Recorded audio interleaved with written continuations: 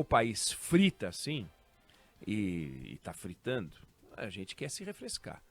A gente toma mais banho. A gente liga mais o ar-condicionado. A gente liga mais o ventilador. A gente consome mais coisa gelada. A gente consome mais gelo. A gente usa mais coisa da geladeira. E resultado, vai consumindo mais energia, consumindo mais energia. E ontem, pouco depois de acabar o Band News no meio do dia, lá por 2h20, pumba, batemos um recorde de consumo de energia no Brasil, o maior da história do Brasil. Ontem foi terça. Segunda-feira a gente já tinha batido um recorde também. Essa semana foi impressionante, recorde atrás de recorde de consumo de energia. E o consumo nacional de energia, ele equivale, num pico como esse, a mais ou menos, um pouco mais, da metade do que a gente é capaz de produzir. Então, a gente está bem, está equilibrado. Só que a gente está equilibrado por quê? Porque a gente não tem renda. A gente não tem renda.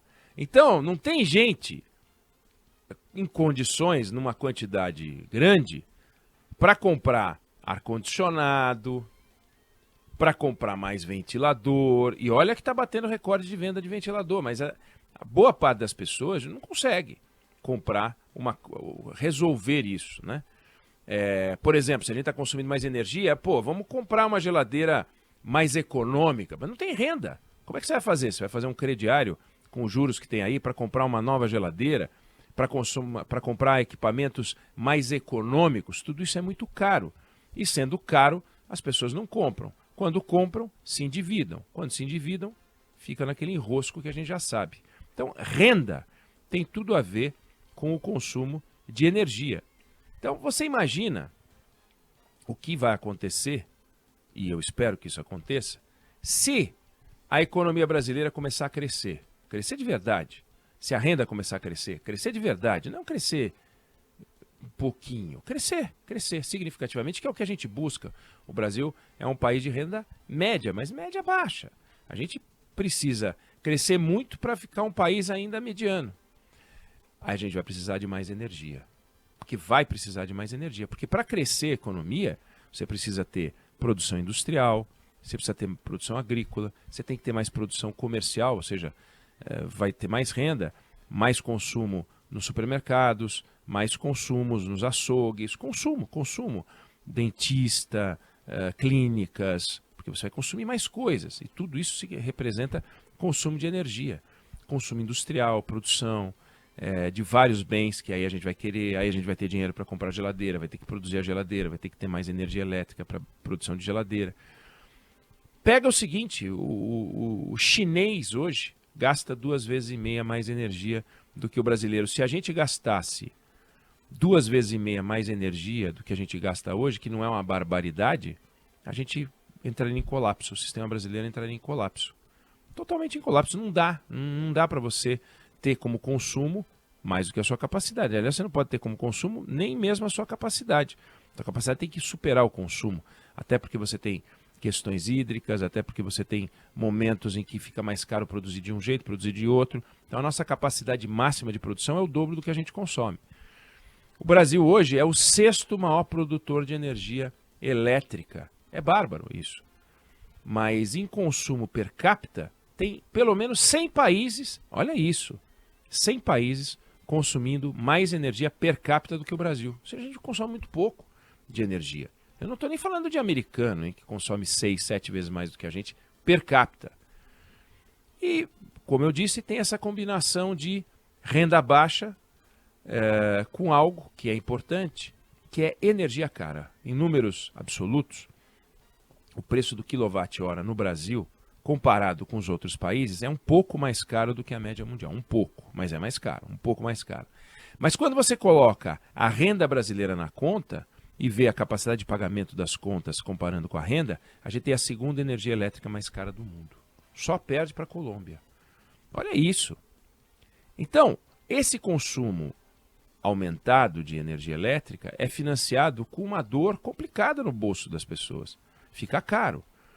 Você pega a renda de um norueguês e compara com quanto ele paga de conta, que é mais alta do que a gente paga, mas comparando com a renda, a nossa conta é 17 vezes mais cara, tira 17 vezes mais de dinheiro do nosso bolso do que do bolso deles.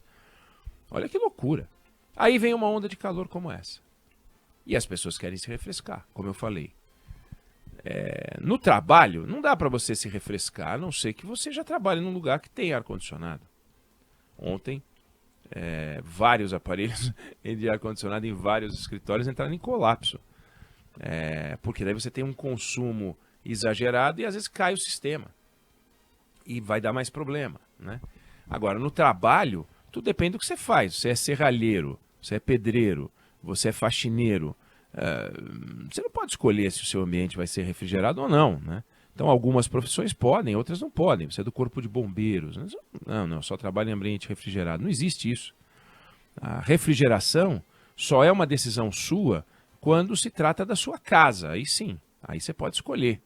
Aí surge uma primeira estatística. 5 de cada 6 residências no Brasil não tem ar-condicionado. Só uma tem. Isso dá 16%. Na China, 60% das casas têm ar-condicionado. Nos Estados Unidos, 90%. Imagina se a gente tivesse uma taxa dessa, o que ia acontecer? Com a rede elétrica, o que ia acontecer com o custo das contas. Então, na maior parte do ano, esse dado que eu falei não tem muito significado, né? Porque você não usa ar-condicionado, pelo menos no Brasil, o tempo todo. Mas no calor, isso é uma loucura. E aí a questão da renda aparece. Quanto mais renda, mais consumo. Por exemplo, Santa Catarina, o consumo de energia é mais do que o dobro do consumo do Maranhão. Por quê? Energia é renda. Tem uma relação direta entre uma coisa e outra. E a gente vai ter que trabalhar no campo da renda, para tudo, não só para consumo de energia, mas para tudo. E para aumentar o consumo das pessoas e aumentar o poder de compra e aumentar a renda das pessoas, a gente vai ter que fazer investimentos. E os investimentos pressupõem energia. Não dá para você fazer um investimento industrial sem antes ter gerado energia naquele lugar. E até 2040, 2040 é lá longe. Não é não, 2040 é 17 anos. 17 anos, daqui a 17 anos. Você lembra o que estava fazendo há 17 anos, a não ser que você tenha 17 anos. Se você tiver 34, 35, é 17 anos. Assim, ó, passa rápido. Você já teve 17. Eu já tive 17 anos. Mas até 2040, a gente vai precisar do dobro da energia que a gente tem hoje. O dobro. Então a gente vai ter que produzir, pegar tudo que a gente produz e dobrar. O Brasil é um país extraordinário no campo da energia solar, energia eólica, tem coisa muito bacana, né? Você está no campo do hidrogênio verde, você tá trabalhando o etanol, tem um monte de fontes de energia importantes, mas para isso precisa ter investimento, fontes renováveis, investimento precisa aprovar projeto, precisa ter um arcabouço regulatório bacana, precisa ter segurança jurídica, aquelas coisas que a gente já falou, porque são investimentos de 5, 6, 7, 8 anos para implementar, em alguns casos, e maturação de décadas, né? Tem investimentos que são de muitas décadas. E isso é muito importante e a gente vai ter que fazer.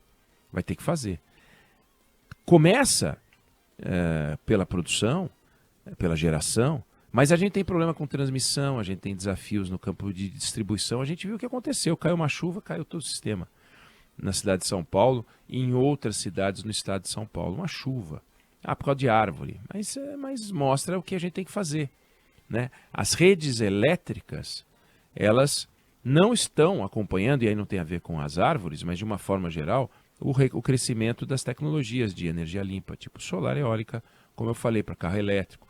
Tem uns estudos mostrando que a gente vai ter que fazer uma substituição de linhas de energia nesse período que eu falei, que a gente vai produzir energia. Isso não é no Brasil, não, isso é no mundo. O que vai ter que trocar é praticamente o que tem aí, num prazo de 17 anos. Investimento brutal por ano, que é uma coisa extraordinária. Então, é um trabalho incrível que tem pela frente, tudo começando numa reflexãozinha simples, né? Estamos no momento de país quente, estamos vivendo temperaturas de 30, 40 graus. O que isso quer dizer? Olha só a quantidade de coisa que quer dizer e tudo aquilo que a gente tem que olhar para frente para poder fazer e preparar o Brasil para o momento em que a gente possa ter renda para comprar um aparelho de ar-condicionado, que a gente possa ter estabilidade energética para poder produzir, que a gente possa ter estabilidade jurídica, institucional, para a gente poder aprovar os projetos. É muita coisa envolvida num simples termômetro de rua. É coisa demais. Eu não sei se você concorda ou discorda, mas essa é a opinião que eu tenho sobre o assunto.